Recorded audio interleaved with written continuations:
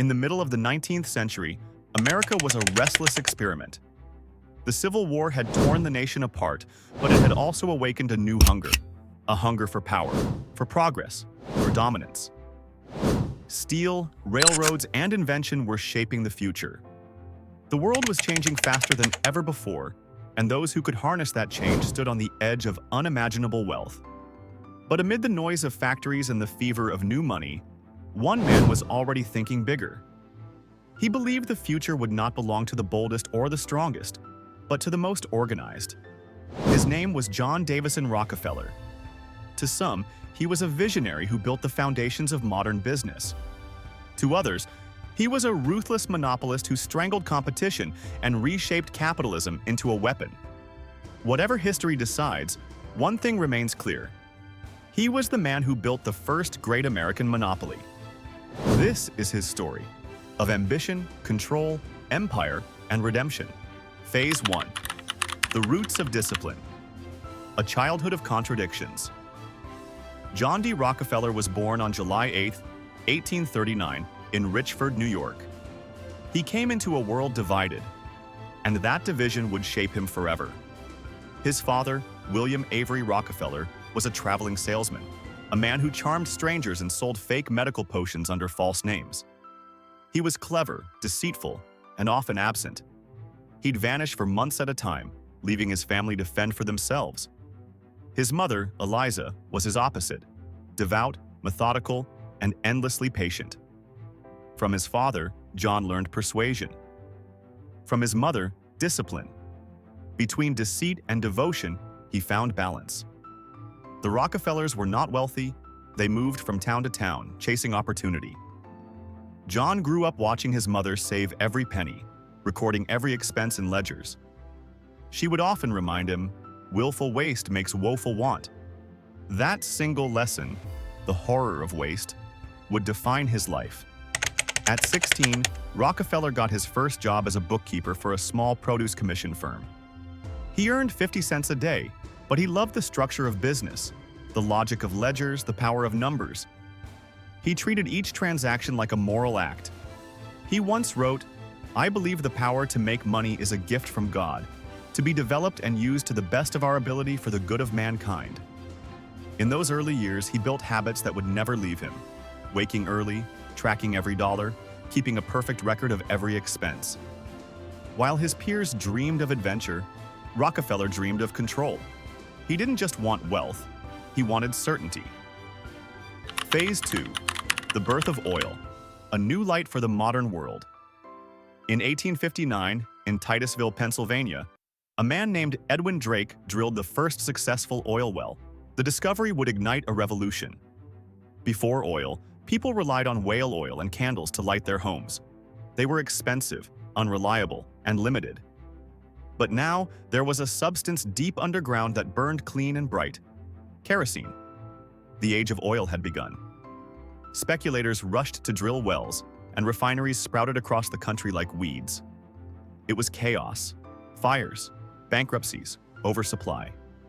Prices could swing 80% in a week.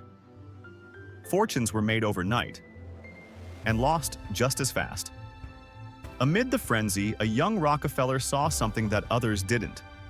He saw not a gold rush, but a broken system. And in that chaos, an opportunity for order. He partnered with Samuel Andrews, a gifted chemist who knew how to refine crude oil efficiently. Together, they built a small refinery in Cleveland. Rockefeller didn't gamble like other speculators. He studied every detail, measured every risk, and demanded perfection. He reinvested profits back into the company, buying better equipment, negotiating better transport deals, and cutting waste at every corner. While others were chasing profits, Rockefeller was building foundations. He often said, "Don't be afraid to give up the good to go for the great." He wasn't trying to win the race. He was quietly building the track everyone else would have to run on. Phase 3. Standard Oil. The Birth of a Giant. By 1870, Rockefeller and his partners founded the Standard Oil Company of Ohio. The name itself reflected his philosophy: standardization. He wanted to eliminate variation, inefficiency, and chaos. He wanted a perfect product, a perfect system, a perfect business. At the time, oil refining was unpredictable. Every small refinery had its own methods, its own standards, its own risks. Rockefeller's idea was simple but radical: bring everything under one system and control it completely. He began buying out competitors. Sometimes he offered fair prices. Other times his methods were ruthless. He'd lower prices until smaller refiners couldn't compete, then buy them out quietly.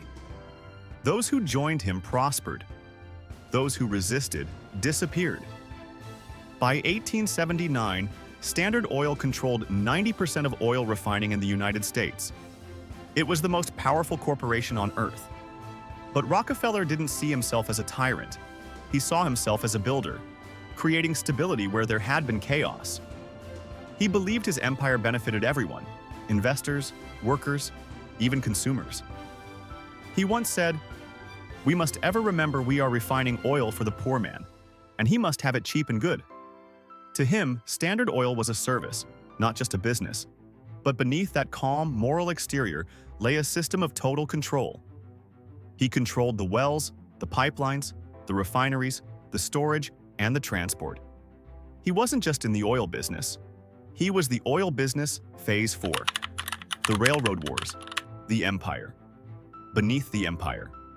To move his oil, Rockefeller needed the railroads. The 19th century ran on steel tracks. And whoever controlled transportation controlled the nation. Rockefeller used his size to negotiate special rebates from the railroad companies, paying less per barrel than his competitors. But he went even further. Through drawbacks, he arranged for Standard Oil to receive a secret payment every time a rival shipped oil on those same lines. It was brilliant and devastating. His rivals were unknowingly paying their enemy to destroy them. When independent refiners discovered these hidden deals, outrage exploded.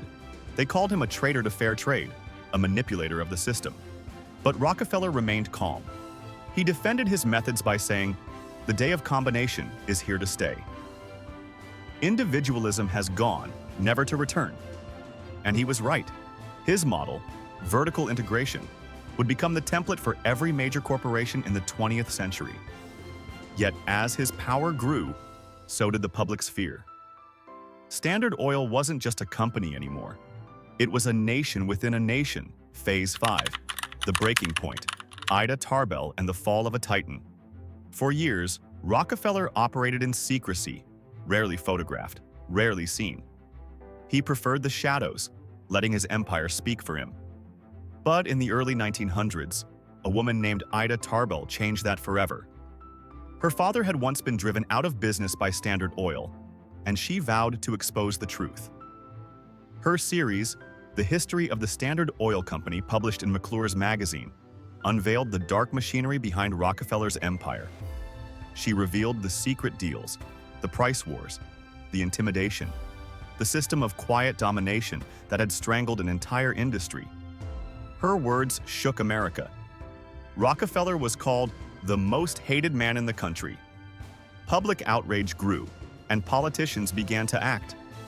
In 1892, the state of Ohio forced Standard Oil to dissolve, but Rockefeller was already ahead. He created a network of holding companies that allowed him to maintain control without appearing to. The government kept chasing shadows. It wasn't until 1911 that the U.S. Supreme Court finally ruled that Standard Oil violated antitrust laws. The company was broken into 34 smaller corporations, including Exxon, Mobil, and Chevron. The monopoly was gone. But Rockefeller's fortune only grew larger. His shares in those smaller companies multiplied in value, and he became the first billionaire in modern history. Phase 6. The Redemption. The Rise of the Philanthropist. As his empire dissolved, Rockefeller's image began to transform. He withdrew from the public eye and dedicated his remaining years to giving. He believed that wealth, like power, carried responsibility. He began donating vast sums to education, science, and medicine. He founded the University of Chicago, turning it into one of the world's greatest research institutions. He created the Rockefeller Institute for Medical Research, which later became Rockefeller University. And through the Rockefeller Foundation, He funded global public health programs that helped eradicate deadly diseases like hookworm and yellow fever. By the time of his death in 1937, Rockefeller had donated more than $500 million, billions in today's money. In his later years, he became almost childlike, giving dimes to children he met, smiling gently, content in simplicity. He had built the mightiest empire in business history, yet he found peace in quiet charity.